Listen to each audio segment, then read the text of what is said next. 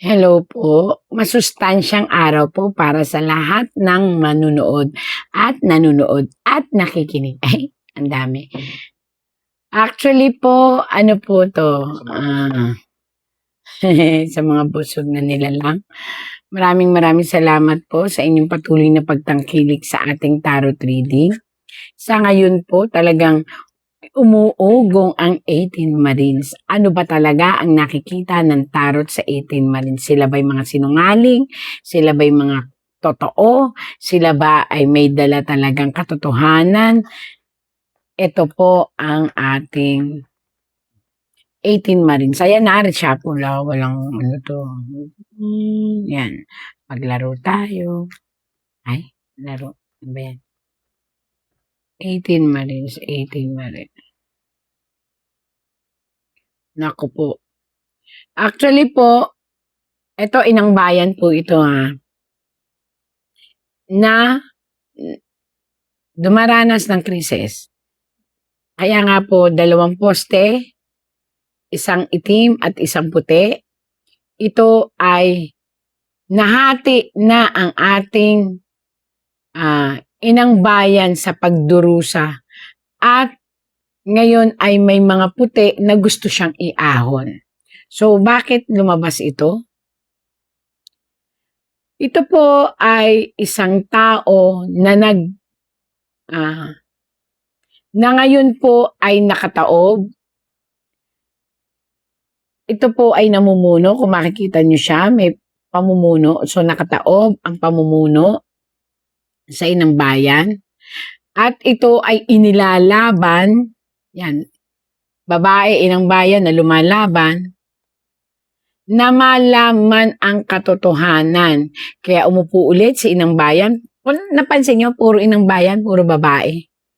Ayan.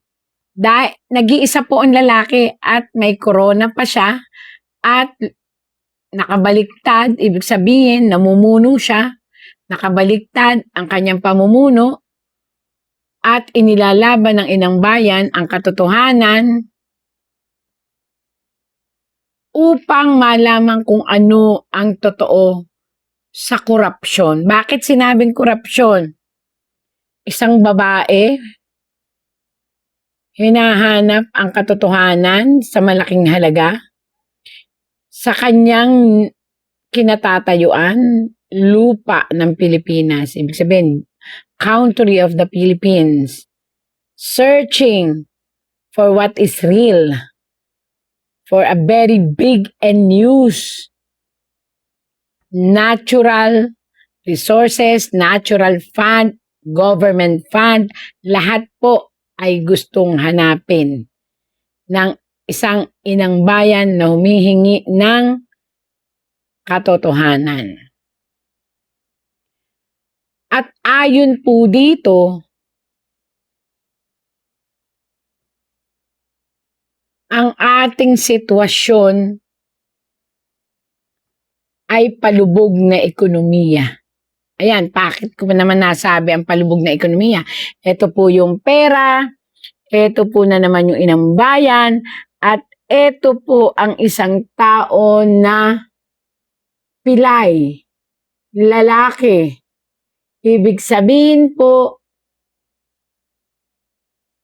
marami na ang nagsasakripisyo upang malaman ang katotohanan sa pera o pondo ng gobyerno. At ngayon, ito po ang 1, 2, 3, 4, 5, 6, 7, 8, 9. Pumapasok po dito ang siyam at mahigit pang lalawigan. Ayan. Ibig sabihin, nagre-represent ng mga lalawigan na nakatanggap daw po nung sinasabi nilang male-maleta. Ibig sabihin, front lang po yung lalawigan. It means tao po yun. Tao. Ayan. Ito yung tao, tapos ito yung mga sinakripisyo na ngayon ay pinatutunayan ng mga Marines. Actually, ito attorney nila eh. Ipagpatuloy lang ng attorney nila itong dalawang tao, lalabas ang katotohanan po.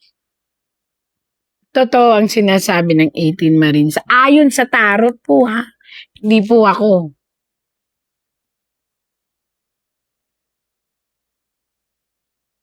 At ang nakakaawa sa kanila, binabatikos po sila. Pero lahat ng dala po nilang dokumento ay katotohanan. Yun po ang ayon sa tarot. Kaya lang, nakakatakot. Maaaring may magbuwis ng buhay sa kanila. Para dun sa katotohanan yun. So, ibig sabihin, delikado ang kalagayan ng 18 Marines. Ayon po sa tarot yun na. Kasi, may dala po sila, ayan o. May dala po silang mga katibayan. At ito po ay pinapalooban ng isang katotohanan. Bakit katotohanan? Kung mapapansin nyo po, may oracle po dun sa taas. Kaya lang madilim ang oracle kasi aminin natin, naging kasangkapan din sila para ma-distribute yun. Kaya nga po, sila ang tatayo dahil sila rin po ang naka-experience nun. Sabi po ng tarot. At sa ngayon, medyo magulo. Pero wag lang pong susuko. May isang tatayo sa inyo na mataas ang katungkulan at ito ay isang bansa. Natutulong para po kayo ay back-upan at ilabas ang katotohanan. Kaya ganyan po magjo-join force ang mamamayang Pilipino at ang ilang politiko na naniniwala na mailabas kung sino talaga ang nakinabang dun sa sinasabi ninyong mali-maleta at sino ang mastermind. Hintayin nyo po. Mabibigyan po ng hustisya ang inyong paghihirap. At ayon po dito, maraming sisimpatya at tutulong at magigising. Dahil ang taong bayan po ay magsasama-sama. Kaya lakas lang po ng loob para sa inyo dahil hindi naman po kami ang nakaka-experience ng inyong na-experience. Matapang kayo sa matapang pero alam namin na ang lahat ng tao ay may kahinaan din. At pasensya na po kung ayon dito po sa tarot ay kinakailangan nyo talagang magtiis, patient. At mapapatunayan nyo naman po na totoo ang inyong mga daladala at sinasabi. Kaya lang po mag-ingat po ha, mag-ingat. Pinag-iingat po kayo ng tarot. Mga 18 Marines. Pero sasaluduhan po kayo ng sanlibutan. Yun po ang sabi sa tarot. So kung ano man po ito, bakit kayo sasaladuhan ng sanlibutan? Ay dahil po sa inyong katatagan at pagbibigay ng pag-asa. Kayo po ang magbibigay ng tunay na ebidensya kung sino talaga ang mastermind. At isang himala po ang darating mula sa kalangitan na tutulong sa inyo. Basta sa tama lang po.